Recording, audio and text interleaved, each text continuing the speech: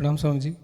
मेरा प्रश्न है कि मृत्यु के समय यदि आपका ध्यान आज्ञा चक्र पर हो और हृदय में भक्ति भाव हो तो आप मुक्ति को उत्पन्न होते हैं, परंतु आपने अभी कहा कि यदि आपके भीतर कुछ बीज अभी मौजूद हैं तो वो क्या उस वक्त भी दिखेंगे, और यदि दिखेंगे तो कैसे उनके पार जाएं या कैसे पता चले? इन्होंने जो सवाल पूछा है यह गीता में भगवान श्री कृष्ण के वचन पर आधारित है। वे कहते हैं, हे अर्जुन, जिसके हृदय में भक्ति भाव है, जो ओंकार श्रवण में तल्लीन है और आज्ञा चक्र पर जिसकी ऊर्जा समाई हुई है, वह परम मुक्ति को, परमात्मा को प्राप्त होता है, वह आवागमन से मुक्त हो जाता है। तो 3 शर्तें हैं। इन्होंने पूछा है कि क्या उस समय पता चलेगा कामना के बीजों का, और कैसे उनके पार जा सकेंगे मृत्यु के क्षण में। क्षमा कीजिएगा, मृत्यु के क्षण में कुछ किया नहीं जा सकता। मृत्यु का जो अंतिम क्षण है वो इतना छोटा है, आपको कुछ करने का अवसर नहीं है।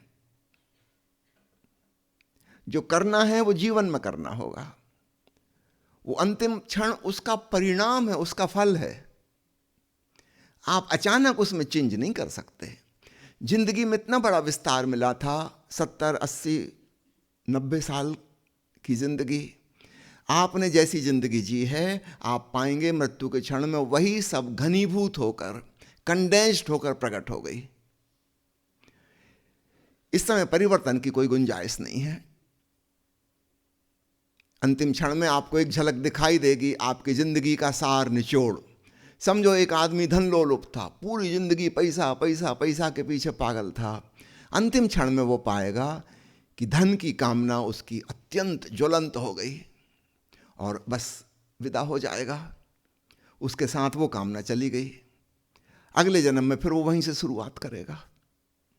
कोई व्यक्ति बहुत कामुक था, पूरी जिंदगी उसकी सेक्स के इर्द गिर्द ही घूमती रही। अंत में वो पाएगा अचानक बहुत गहरी काम वासना पैदा हुई और वो मर गया। अब इसी वासना के संग उसका अगले जीवन की कहानी चलेगी, इसी के इर्द गिर्द फिर घूमेगा। तो बदलने का मौका, रूपांतरण करने का अवसर हमको जिंदगी में है, क्योंकि जिंदगी फैली हुई है, लंबी। हम उसमें परिवर्तन कर सकते हैं। अंतिम क्षण में कोई परिवर्तन नहीं हो सकता। वो तो प्रकृति आपको एक झलक दिखा रही है कि ये है आपकी जिंदगी का सार निचोड़। जिस व्यक्ति ने जिंदगी भर ओंकार श्रवण में डुबकी लगाई, जिसने जिंदगी भर भक्ति भाव को साधा और जिसकी ऊर्जा आज्ञा चक्र पर है, ऐसा व्यक्ति अंतिम क्षण में अचानक क्लाइमैक्स पर पहुंच जाएगा ध्यान की। चाहे जिंदगी में ये थोड़े थोड़े कभी कभी घटित होते रहे, लेकिन बार बार वह आज्ञा चक्र पर आता था कि भक्ति भाव में डूबता था, ओंकार श्रवण में तल्लीन होता था। वो कोशिश करता रहा। ऐसा व्यक्ति पाएगा कि अचानक मृत्यु के क्षण में वो जिंदगी भर से जो साधना कर रहा था उसका शिखर आ गया और वह निर्बीज होकर मुक्त हो जाएगा। भक्ति भाव का अर्थ ही है कि जो परमात्मा की मर्जी, मेरी अपनी कोई मर्जी नहीं, तो बीज तो बचा ही नहीं। भक्ति भाव का अर्थ है कि हम अर्पित हैं, हम समर्पित हैं। जो प्रभु चाहे वैसा हो। तो हमने अपनी चाहत तो छोड़ ही दी, लेकिन ये जिंदगी भर साधना होगा। अंतिम क्षण में कोई जादू नहीं होने वाला। लोग सोचते हैं कोई मर रहा है और उसके कान में जाकर राम राम का मंत्र दोहरा दिया, जपजी साहब सुना दिया। इन सज्जन ने जिंदगी भर जपजी साहब पे ध्यान नहीं किया। मरते समय उन्हें क्या समझ में आएगा कुछ? जिंदगी भर वे काम काम काम करते रहे कि पैसा पैसा पैसा करते रहे। अभी तुम उनसे राम नाम कह रहे मरते समय, और उनको पैरालिसिस हो चुकी, वो बोल भी नहीं सकते। उनके भीतर तो बहुत गुस्सा आ रहा कि कहाँ की बकवास लगा रखी। वो क्या करें? उनको कुछ समझ में नहीं आएगा। हाँ, जिसने जिंदगी भर राम नाम में डुबकी लगाई है उसे कहने की जरूरत नहीं, वो तो स्वयं ही प्रकृति वैसा इंतजाम कर देगी, वो राम नाम में डूब जाएगा।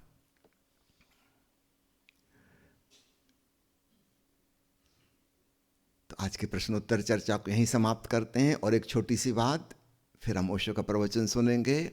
वह छोटी सी बात एक कहानी से कहना चाहूँगा। दूर पर्वतों में रहने वाली एक लड़की का विवाह कहीं जंगल के किसी लड़के से हुआ। वो और भी दूर बड़े ऊंचे पहाड़ पर रहते थे। जब ये लड़की अपनी ससुराल पहुंची तो वो देख के हैरान हुई कि शाम का समय होते ही घर के सब लोग कुछ तैयारी कर रहे हैं। टोकरी और कपड़े जिसमें कुछ बांध सकें, गठरी बांध सकें।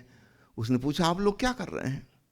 उन्होंने कहा कि अरे यहाँ अंधेरा बहुत है, और हम लोग पीढ़ी दर पीढ़ी, हमारे पूर्वजों से परंपरा चली आ रही है कि रात होते से ही हम लोग अंधेरे को टोकरी में भरते हैं या कपड़े की पोटली बांधते हैं और ले जाके गांव के बाहर, वहाँ पहाड़ के नीचे एक खाई है, उसमें फेंकते हैं। और पूरा गांव यही काम करता है। पूरी रात भर हम लोग सोएंगे नहीं, यही करते रहेंगे, ताकि धीरे धीरे गांव का अंधेरा कम हो और रोशनी हो जाए। क्योंकि रात को बड़ा डर लगता है, जंगली इलाका है, खतरनाक पशु हैं। तो हम लोग अंधेरे को मिटाने की कोशिश करते हैं, और पता नहीं कितने सैकड़ों साल से काम चल रहा है। तुम इस घर में नई आई हो, तुम भी एक टोकरी भरो, वैसे अंधेरा आने ही वाला है, और भर के हम ले चलेंगे, खाई में फेंक के आएंगे। वो लड़की बहुत हैरान हुई, क्योंकि वो जहां से आती थी वहां तो सब लोगों को अग्नि जलाना आता था।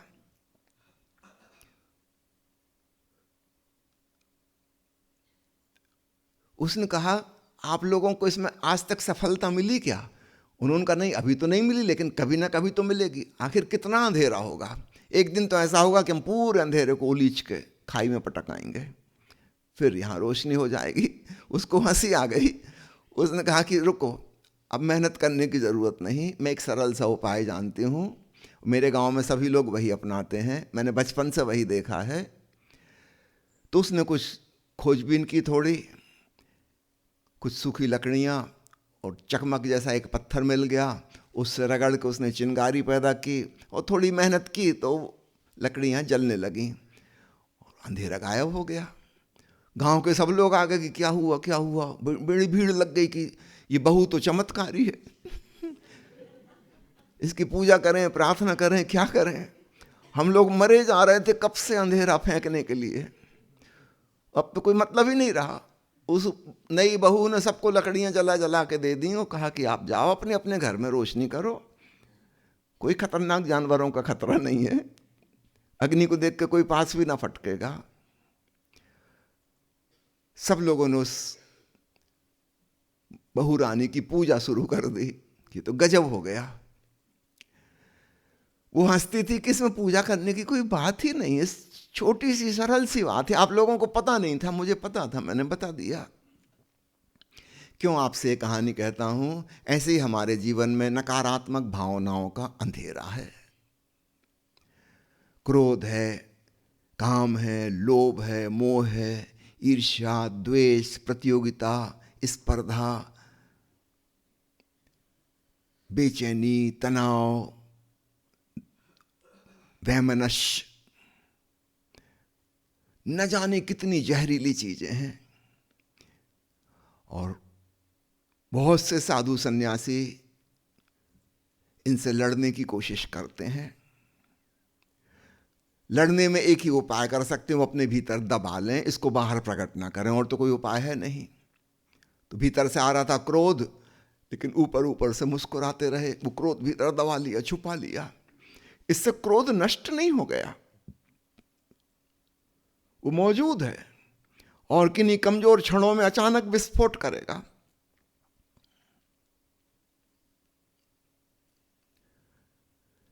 अन्य लोग जो उपाय कर रहे हैं, कोई यज्ञ हवन कर रहा है, कोई प्रार्थना कर रहा है, कोई ग्रंथों शास्त्रों का अध्ययन मनन कर रहा है, किसी ने ग्रंथ कंठस्थ कर लिए हैं, सिद्धांत रट लिए हैं।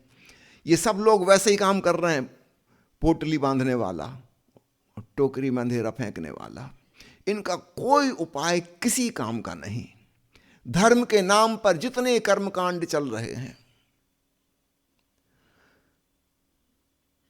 100% निरर्थक हैं, 100%। एक भी चीज उसमें किसी काम की नहीं, उससे हमारा जीवन नहीं संवर सकता, ये अंधकार दूर नहीं हो सकता। क्योंकि अंधकार की कोई एक्चुअल एग्जिस्टेंस, वास्तविक सत्ता नहीं होती। अंधेरा सिर्फ प्रकाश का अभाव है। अंधेरा अपने आप में कुछ है नहीं। जो है ही नहीं, आप उसके साथ क्या करोगे? आप जो कुछ भी करोगे आप असफल हो जाओगे।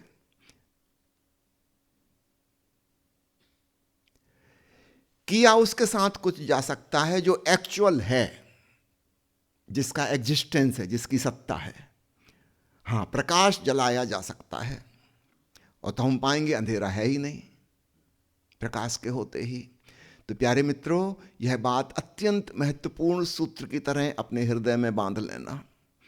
हमें सद्भावना पैदा करनी है, दुर्भावनाओं से लड़ना नहीं है। जिनको हम षट्रिपु कहते हैं उनकी चिंता छोड़ो, शत्रुता भी उनसे ना रखो। रिपु का मतलब होता है शत्रु। वो 6 शत्रु वो तो पुराने जमाने में थे, काम, क्रोध, लोभ, मोह, ईर्ष्या, द्वेष। आधुनिक युग में तो और शत्रुओं की गिनती बढ़ गई है। व्हाट्सएप और फेसबुक और इंटरनेट और वाईफाई, इंस्टाग्राम और न जाने क्या क्या, जो आदमी के जीवन को खाए जा रहे हैं, चूसे जा रहे हैं। लड़ने की जरूरत नहीं है, दमन करने की जरूरत नहीं है, इनकी चिंता करने की जरूरत नहीं।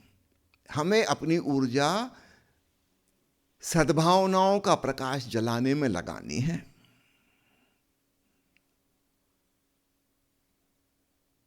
और ये बिल्कुल संभव है, सब कर सकते हैं।